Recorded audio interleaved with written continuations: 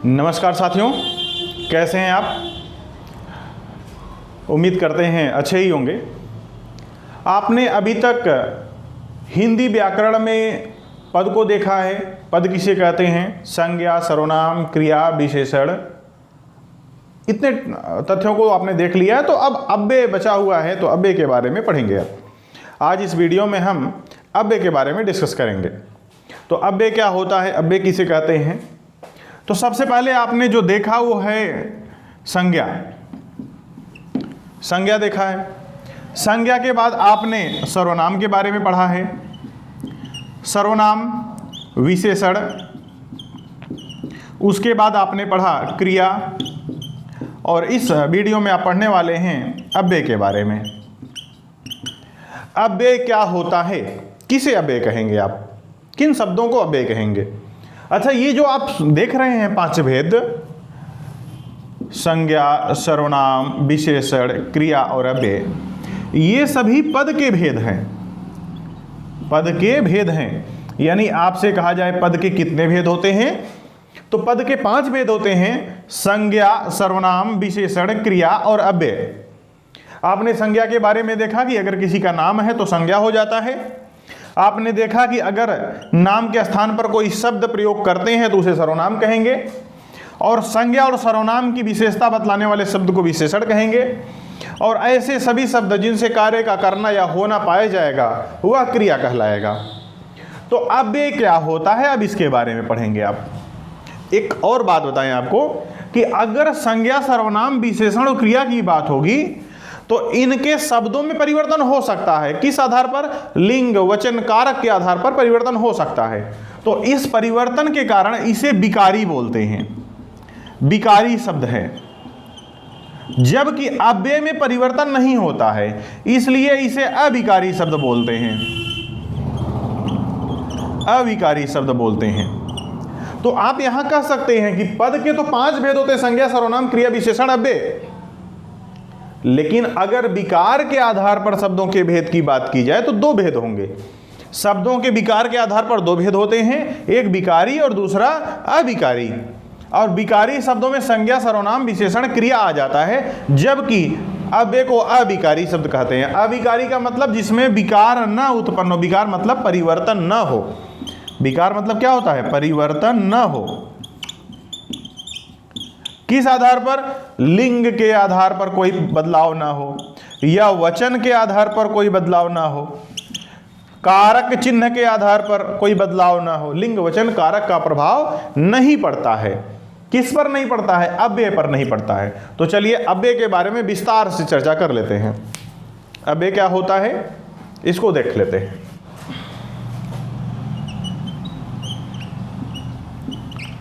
अव्यय ऐसे शब्द या ऐसे पद जिनमें कोई परिवर्तन ना किया जा सके लिंग, वचन, कारक के अनुसार। ऐसे पद जिसमें लिंग, वचन, कारक का प्रभाव न पड़ता हो, अव्यय कहलाते हैं। अव्यय क्या होता है? अविकारी शब्द होता है। अव्यय के भेद की बात की जाए तो अव्यय के 4 भेद होते हैं। अव्यय के 4 भेद होते हैं। यहां पर सबसे पहले है क्रिया विशेषण। क्रिया विशेषण अव्यय। दूसरा है संबंध बोधक। संबंध बोधक अव्यय। तीसरा है समुच्चय बोधक अव्यय। समुच्चय बोधक अव्यय।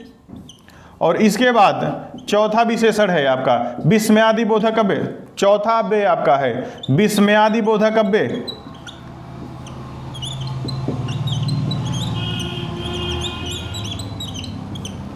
तो ये अव्यय के 4 भेद हो गए।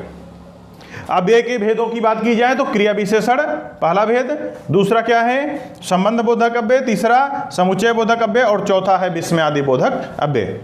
तो अव्यय के यही 4 भेद हैं।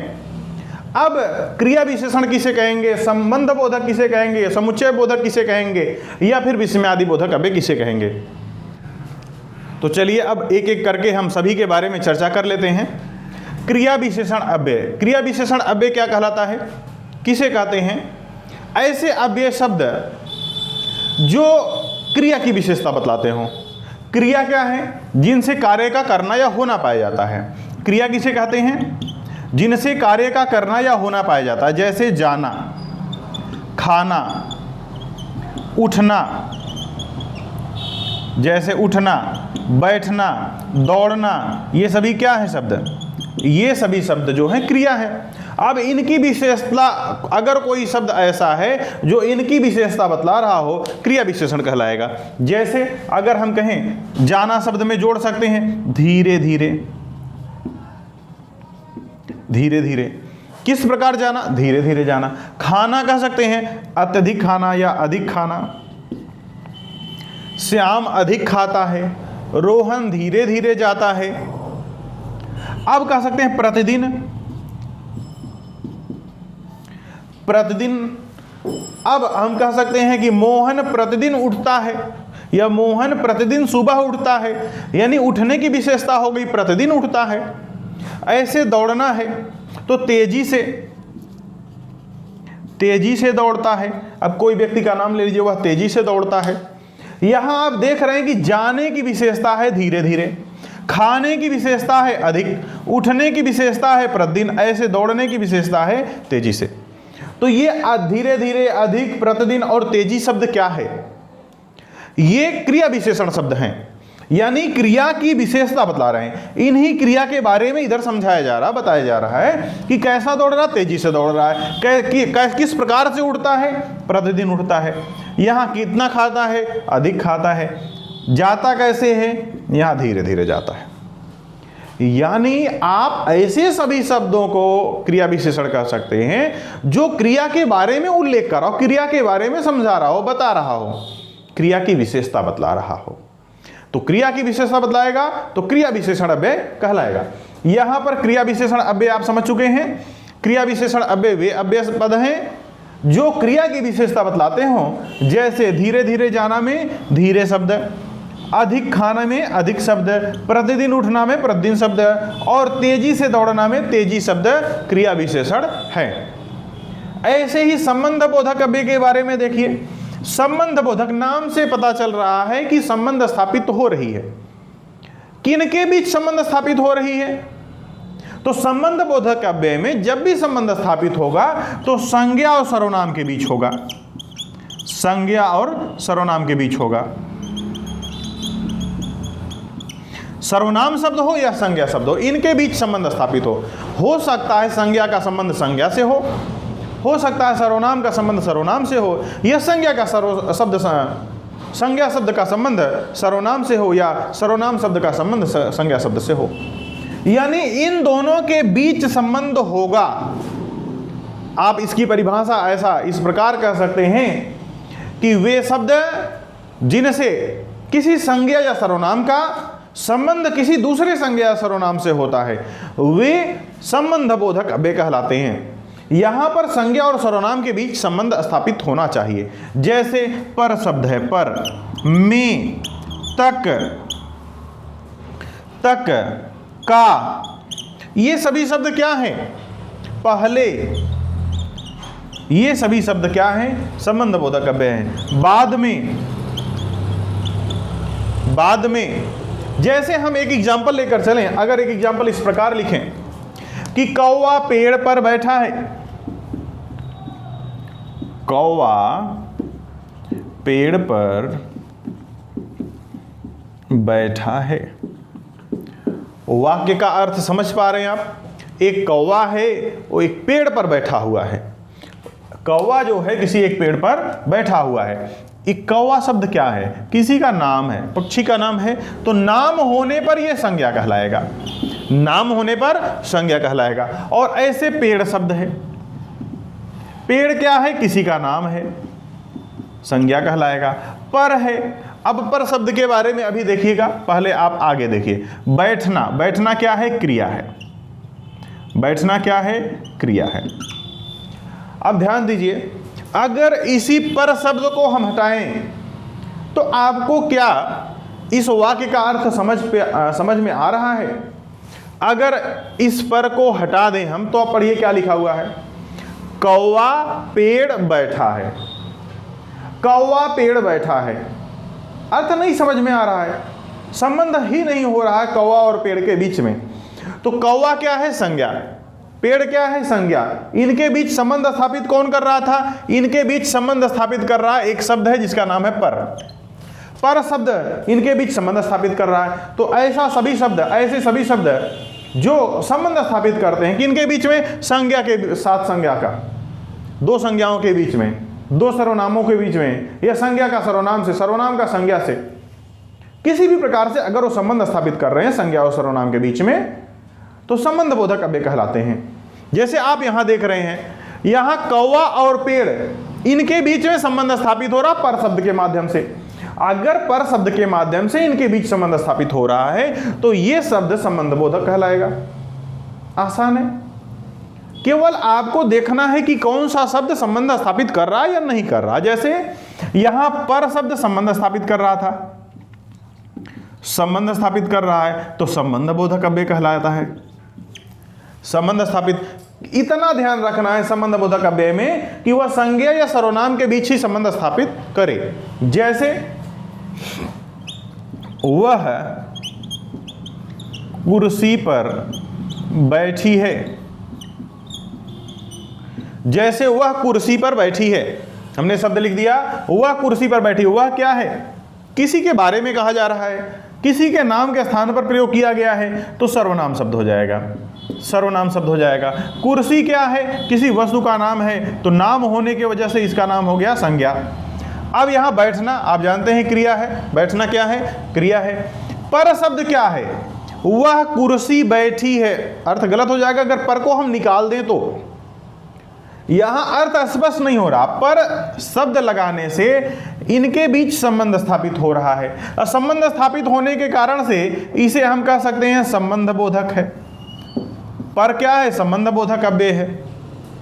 तो अगर संबंध बोधक अव्यय है तो वह संज्ञा और सर्वनाम के बीच संबंध स्थापित करेगा। ऐसा नहीं कि केवल संज्ञा का संज्ञा के साथ में, ऐसा भी हो सकता है कि सर्वनाम का संज्ञा के साथ में या संज्ञा का सर्वनाम के साथ में संबंध स्थापित होगा।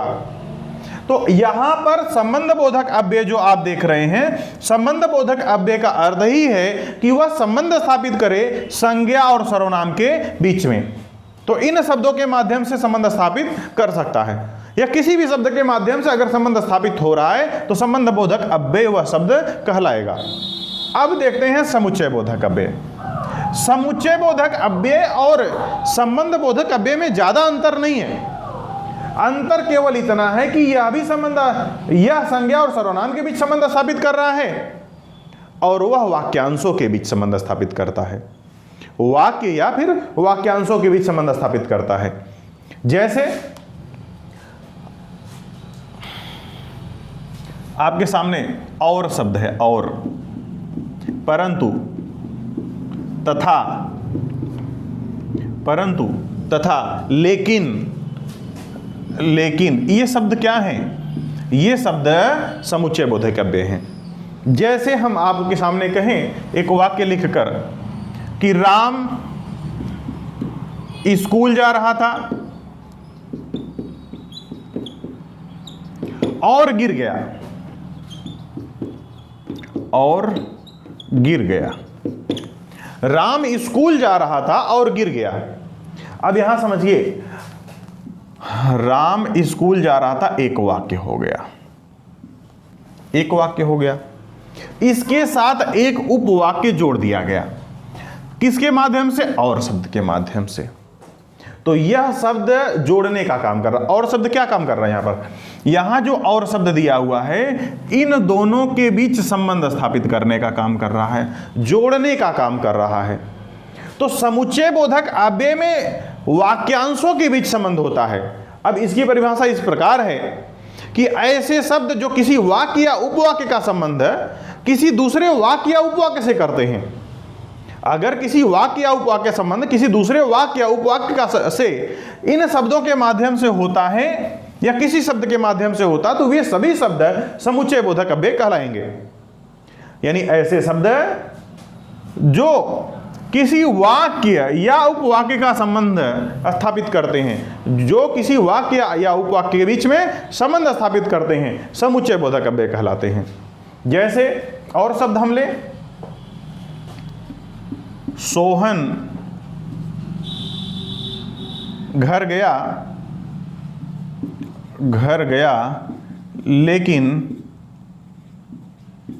लेकिन अपना पर्स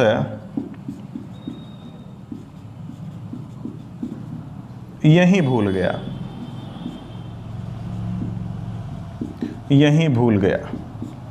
एक वाक्य है सोहन घर गया, अपना पर्स यहीं भूल गया दूसरा वाक्य है। अब ये दो वाक्यों के बीच संबंध कौन सा शब्द स्थापित कर रहा है? लेकिन दोनों को जोड़ रहा है। जब वाक्यों को जोड़े तब भी आपका समुच्चय बोधक अव्यय कहलाएगा, और अगर उपवाक्य को जोड़ता है तब भी आपका समुच्चय बोधक अव्यय कहलाता है। चाहे वाक्य को जोड़े या उपवाक्य को जोड़े, दोनों ही कंडीशन में वह समुच्चय बोधक अव्यय कहलाता है।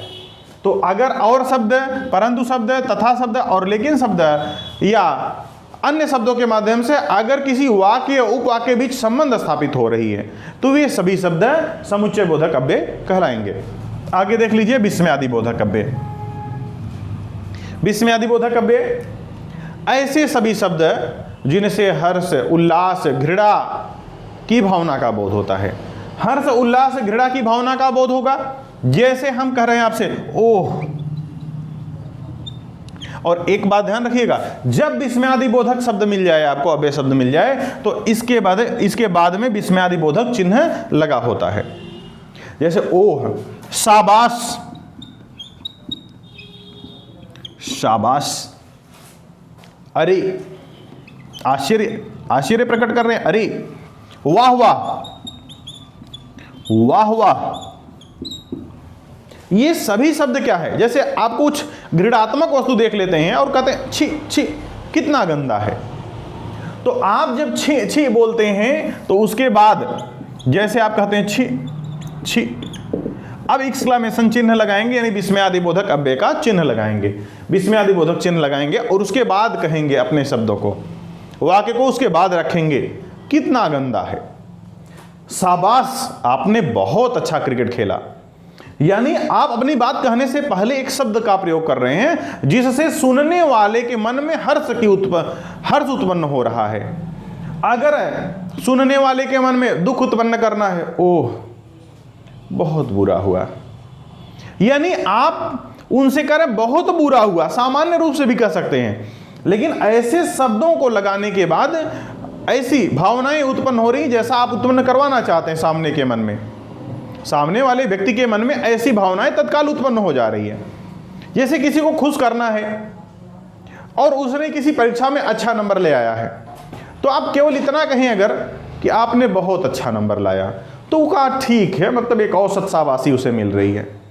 लेकिन आपने कहा वाह क्या बात है, आपने बहुत अच्छा नंबर लाया, उसको लगा कि हाँ हमें एक सम्मान मिल रहा है, वो भी खुश होगा अंदर से। आप उसे खुश करना चाहते हैं क्योंकि वो अच्छा नंबर लाया, उसे रिवार्ड देना चाहते हैं शब्दों के माध्यम से। तो अगर शब्दों के माध्यम से रिवार्ड देना चाहते हैं तो आप अच्छे शब्द यूज करिए। शब्दों के माध्यम से दुख डालना है किसी के अंदर तो उसे ऐसे शब्दों की प्रयोग करिए जैसे उसे बुरा लगे। कोई गंदा सा कपड़ा पहना, उसे कहना छी छी कितना गंदा है, ऐसा बोल सकते हैं। तो ऐसे सभी शब्द जिनसे हर्ष, शोक, उल्लास, घृणा की भावना का बोध होता है विस्मयादि बोधक अव्यय कहलाता है। तो एक बार सभी परिभाषाओं को फिर से देख लेंगे और उनके एग्जाम्पल को देख लेंगे। तो चलिए एक बार फिर से आप सभी की परिभाषा देख लीजिए और एग्जाम्पल के साथ में। तो क्रिया विशेषण अव्यय क्या है? आपने देखा कि क्रिया की विशेषता बतलाने वाले शब्द को क्रिया विशेषण अव्यय कहेंगे। जैसे तेजी से, अधिकता से, धीरे धीरे, प्रतिदिन, ऐसे शब्द को आप प्रयोग कर सकते हैं। तेजी से दौड़ना, अधिकता से खाना, धीरे धीरे चलना, प्रतिदिन उठना, मतलब ये सभी शब्द प्रयोग कर सकते हैं। क्रिया विशेषण अव्यय क्या है कि जब क्रिया की विशेषता बतलाई जाए ऐसे शब्द को क्रिया विशेषण अव्यय कहेंगे। जिन शब्दों के माध्यम से क्रिया की विशेषता बतलाई जाए उन्हें क्रिया विशेषण अव्यय कहेंगे। संबंध बोधक अव्यय के बारे में देख लीजिए। यह संबंध स्थापित करता है, किसके बीच संबंध स्थापित करेगा? संज्ञा और सर्वनाम के बीच संबंध स्थापित करेगा। जैसे में, पर, को, अंदर, भीतर, बाहर, ये सभी शब्द क्या हैं? संबंध स्थापित कर रहे हैं। किनके बीच संबंध स्थापित करते हैं? संज्ञा और सर्वनाम के बीच संबंध स्थापित करते हैं। तो ऐसे शब्द अगर संज्ञा और सर्वनाम के बीच संबंध स्थापित कर रहे हैं तो संबंध बोधक अव्यय कहलाते हैं। और इस प्रकार समुच्चय बोधक अव्यय देख लीजिए। समुच्चय बोधक अव्यय भी संबंध स्थापित करते हैं, लेकिन वह वाक्य और उपवाक्य के बीच संबंध स्थापित करते हैं। जैसे संबंध बोधक अव्यय में आपने देखा कि यह संज्ञा और सर्वनाम के बीच संबंध स्थापित कर रहे हैं, वैसे समुच्चय बोधक अव्यय वाक्य और उपवाक्य के बीच संबंध स्थापित करते हैं। समुच्चय बोधक अव्यय को इस प्रकार कह सकते हैं कि वे शब्द जिनके द्वारा, जिन शब्दों के द्वारा किसी वाक्य या उपवाक्य के बीच संबंध स्थापित होता है उसे समुच्चय बोधक अव्यय कहेंगे। जैसे लेकिन, तथा, परंतु, ये सभी शब्द हैं। लेकिन, तथा, परंतु। अगर आप ऐसा कहते हैं, अगर इन शब्दों के माध्यम से आप दो वाक्य या उपवाक्यों को जोड़ते हैं और विस्मयादि बोधक अव्यय की बात की जाए तो विस्मयादि बोधक अव्यय में आप ऐसे शब्दों का प्रयोग करेंगे जिनसे हर्ष, शोक, उल्लास, घृणा की भावना का बोध हो। हर्ष, शोक, उल्लास, घृणा की भावना का बोध होगा। तो विस्मयादि बोधक अव्यय में ऐसे शब्द जैसे शाबाश, शाबाश शब्द का प्रयोग करेंगे। वाह वाह, वाह वाह, अरे, ओह, छी छी, इन शब्दों का प्रयोग आप करते हैं। तो ऐसे शब्द जिनसे हर्ष, शोक, उल्लास, घृणा की भावना का बोध होता है उसे आप विस्मयादि बोधक अव्यय कहते हैं। तो इस प्रकार आपने देखा अव्यय किसे कहते हैं? वे शब्द जिनमें विकार उत्पन्न हो सकता है, विकारी शब्द अव्यय कहलाएंगे। और अव्यय के चार भेद होते हैं, जिसमें आपने देखा क्रिया विशेषण अव्यय, संबंध बोधक अव्यय, समुच्चय बोधक अव्यय और विस्मयादि बोधक अव्यय। क्रिया विशेषण अव्यय उसे कहेंगे जिनके माध्यम से क्रिया की विशेषता बतलाई जाए। संबंध बोधक अव्यय उसे कहेंगे जो संज्ञा और सर्वनाम के बीच संबंध स्थापित करते हैं। समुच्चय बोधक अव्यय जो वाक्य और उपवाक्यों के बीच संबंध स्थापित करते हैं। और विस्मयादि बोधक अव्यय जिनसे हर्ष, शोक, उल्लास, घृणा की भावना का बोध होता है। और सबके एग्जाम्पल्स मैंने आपको दे दिए हैं।